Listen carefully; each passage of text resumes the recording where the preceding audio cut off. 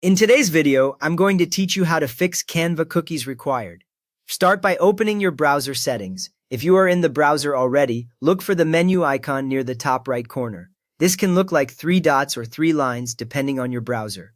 Click that menu, then choose Settings from the list that appears. You will know you are in the right place when a new tab opens with a sidebar full of sections such as Privacy, Security, and Appearance. Once you are in Settings, go to Privacy and Security. In most browsers, you will see Privacy and Security listed in the left sidebar. Click it once, and the main area of the page will change to show options related to your data and safety. You should now see things like Site Settings, Clear Browsing Data, and maybe Security or Permissions. If you do not see Privacy and Security right away, scroll the sidebar a little until it appears, then select it.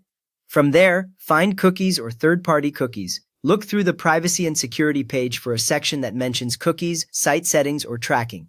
In many browsers, cookies are inside a Site Settings page, so you might need to click Site Settings first. On that page, you will see items like location, camera, microphone, and also cookies or third-party cookies.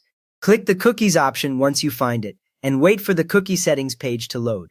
Now allow cookies, or add Canva as an allowed site.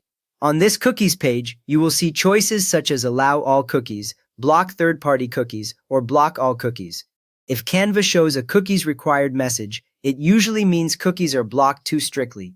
If you are comfortable allowing all cookies, choose the option that allows cookies for normal browsing. The change takes effect immediately. You do not need to press any Save button.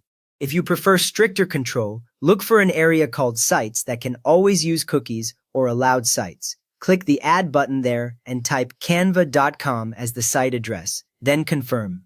After you add it, you should see canva.com listed under the Allowed section, which means the browser will always store cookies for Canva, even if other sites are limited. With that ready, reload Canva and sign in again.